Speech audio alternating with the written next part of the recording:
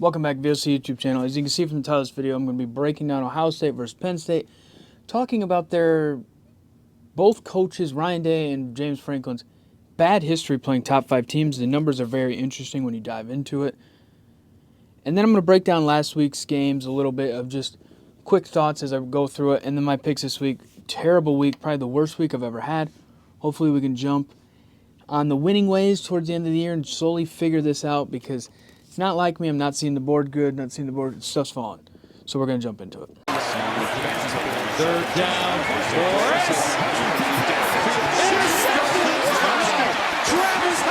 When I break down last week's stuff, right, it's very interesting. We learned a lot, which we are going to as the season continues to go on and finish. We're in week 10 now. It's crazy to think that. First one here, Boise State. Look, they're in the driver's seat for the non-Power 5 spot in the playoff. Ashton Jeanty continues to just run the ball in ways that are different than anybody else in college football. When you watch him play, there's not a lot there. UNLV really came and stuffed him up, and he still had over 100 yards, touchdown. He got injured. He's still fighting through it. Just the way he plays it it's extraordinary compared to any other running back in college football right now. Anytime he touches the ball, it feels like there's a chance he could break it. It was very fascinating to watch him play. This was the first time I've really sat down and watched him play.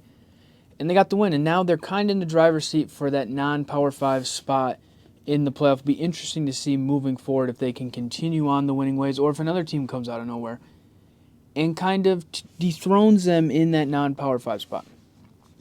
Look, Notre Dame now coming off a big win against Navy. I didn't think the game was going to go that way. I thought it was going to be close.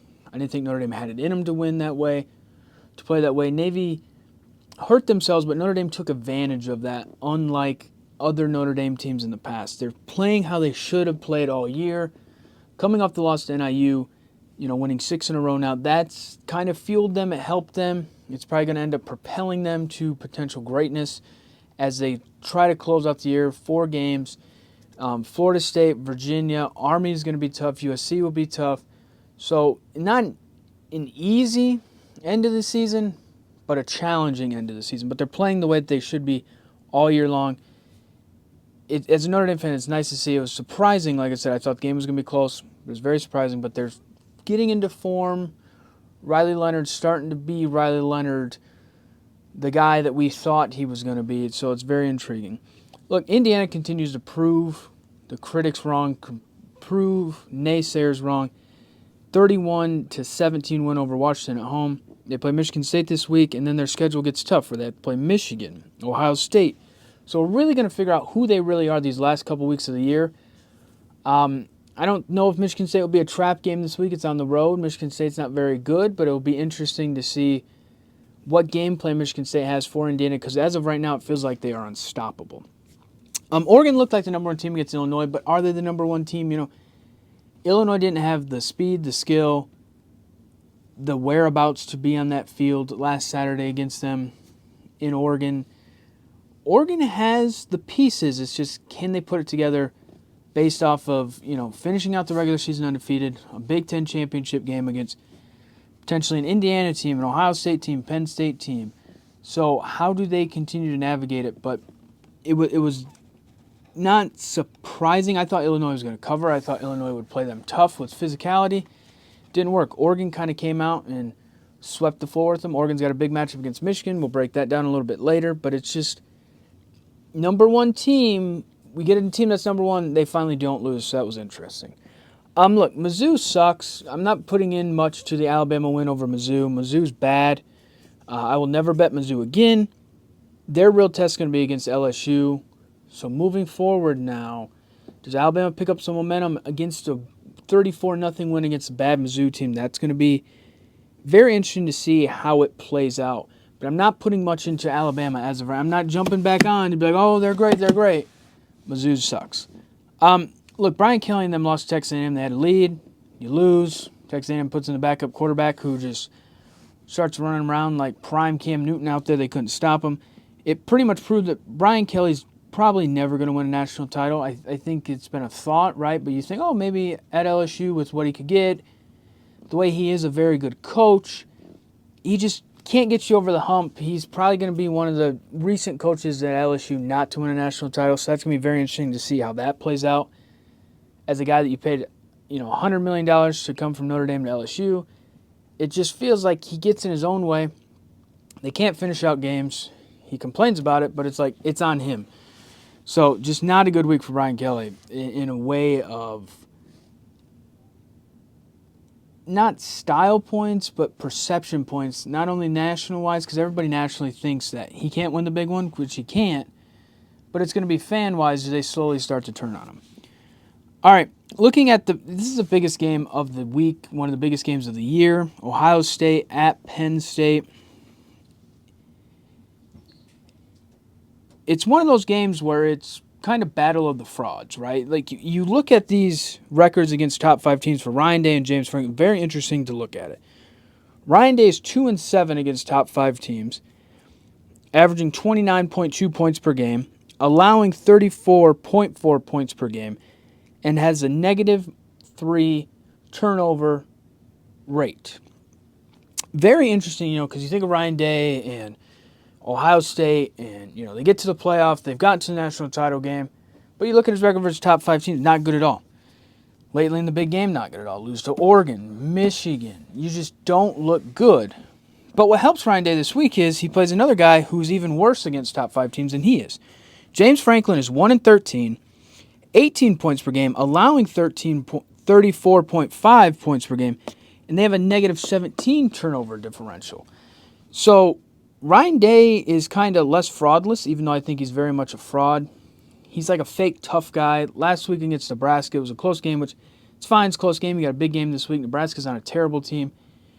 There was some penalties, and the way he acted was just weird. It was unnatural. He took his headset off, threw it, but he didn't throw it on the ground. He just kind of had it in his hand. He's just a fake tough guy. If I was in the locker room, I would not be able to get behind that guy. But this week he plays an even bigger fraud, right? James Franklin is a very good coach. He's going to win you 9-10 games. He's in that Brian Kelly category, though, where he's not going to win you the big game. And that's where this week's going to be kind of interesting, because Penn State, the talk has been this Penn State team is very good, maybe the best he's ever had. The schedule is kind of set up for them where they really only have to play Ohio State in the regular season. You get to this point at 8-0, now you have the game this week. So I just thought it was interesting before I picked the game a little bit later, after I go through some of the other games. I just thought it was interesting to look at how these two coaches have fared against top 5 teams. And when you look at the perception of both programs, you expect them to win these games, when in all reality, they're struggling. 2-7 for Ryan Day, 1-13 for James Franklin. They underperform. It's battle of the frauds this week. Who is going to come out and be less fraudulent than the other guy? It's going to be very interesting. All right, looking at my picks for this week, like I said, worst week probably ever had. It was 1-5. Won my first bet, lost all the 5. It was just up and down. 20-24 in the season. One of the only times I think I've ever had an under 500 record. So hopefully this week we can figure it out. I have 1, 2, 3, 4, 5. I have 6 games. So hopefully get back on the winning ways.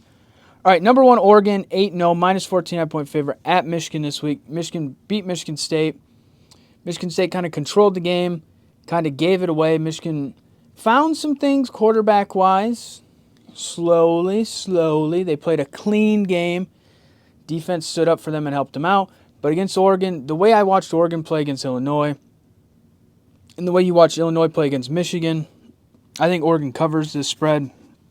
I think it might be slow at the beginning. Oregon pulls away with their speed and kind of their physicality against the Michigan team. All right, this is a very interesting game. I'm really high on Miami, but this game is one of those games with the way they've played could get really, really dicey. Duke, 6-2 at number 5 Miami, who's 8-0, -20-point favorite is Miami. Miami plays close games. They are the cardiac kid. Every game, the other team's into it, but they pull it out. I think Duke's going to cover the 20. I think that's just a big number. Duke's a very good football team. With Manny Diaz defensively, he's going back to Miami to coach against them. Cam Ward looks really good, but their defense has holes, has problems. They play close games. I expect it to be another close game this week. All right, number 2, Georgia, 6-1, -15-point favorite versus Florida, who's 4-3. This is the largest cocktail party. Big rivalry. One team is in way better direction than the other one. Billy Napier's got Florida not looking totally miserable like everybody thought. 4-3. I expect them to be 4-4 after this week, and I expect Georgia to roll over them and cover the 15. It's going to be one of those games where Georgia probably wins by 21, maybe 28 points. This is going to be a statement game for Georgia. They had the Texas game where they came out, proved to everybody. Now they're going to continue on that trend against a team like Florida, who's their biggest rival. And they're kind of going to continue to show their dominance towards the end of the year. All right, Louisville, who's 5-3 at number 11, Clemson 6-1. Clemson 10-point favorite. Clemson's coming off a bye. Louisville has chances to make big plays. I think that's going to keep this game close. It's going to keep it kind of interesting to the end. I expect Clemson to cover it just based off of their physicality towards the end of the game and what they have on defense. But Louisville's going to be in it. Louisville's going to be able to make those big plays when they're down maybe 14. They're going to be able to make a 70-yard touchdown to get it to 7. You know, if it's a 10-point game, get it to 3. It's going to be interesting. But Clemson is slowly finding themselves. No one's really talking about them. They come off the bye. I think Clemson wins by 10 points. Louisville's good. They're just not good enough. Another team that's really sneaky in the ACC, both these next teams are, but Pitt really is at 7-0. So number 18 Pitt, like I said, 7-0. At number 20 SMU, who is 7-1. Minus 7.5-point favorite is SMU. I think this game is close. Pitt is sneaky. Pat Narduzzi, the way that they kind of coming off of last year where they weren't very good, they had some problems with some injuries and just getting the right players in their program. It seems like they have that now. I like Pitt to cover this game just because I think it's going to be a close game. I think it's going to be a fun game to watch. It's going to be very, very interesting. But at the end of the day, I think SMU wins it, but I think Pitt is going to cover the 7.5. All right, now on to the biggest game. Like I said, fraud versus fraud. Who's going to be less fraudulent this week? Number 4 Ohio State, 6-1, minus 3.5-point favorite. At number 3 Penn State. Penn State's 7-0, not 8-0 like I said earlier. This game's going to be interesting. Drew Aller kind of got hurt. He didn't kind of get hurt. He got hurt against Wisconsin last week. Had to come out of the game. I know what Penn State is. They're going to be physical, run the ball, play good defense, take some shots with Drew Aller. I expect him to play this week. Ohio State, I know what they are. They want to make the big play. Jeremiah Smith over the top. Mbuka. Judkins. Dropping my pencils. This is just how Ryan Day is. Like, I've been talking about him. He's got ghosts and people coming after me on this Halloween day. But their defense is very good. So I expect it to be somewhat low scoring. I expect it to be very physical. I expect Ohio State to win and cover the 3.5. I trust Ohio State's defense a little bit more. I trust Will Howard a little bit more as their quarterback. It's going to be one of those games, like I said, it's going to be one of those 17 games maybe going into the end, mid-third quarter, end of the third quarter, into the fourth. I think Ohio State kind of pulls away. Penn State's going to be ready to play. It's a noon game. I think that hurts Penn State. If it was a night game, it would really get them up. That's when they've beaten Ohio State in the past. But I think with the noon game, Ohio State is a good football team. They just slowly have to get back on track after the Oregon win against a good Nebraska team. Their defense is going to play. Their running game is going to show up. I expect them to win and cover. And Ryan Day is going to be a little less of a fraud moving into this, but then it's going to be looking at what goes on with the Big Ten championship game. Who gets in after that is what makes this game even more interesting.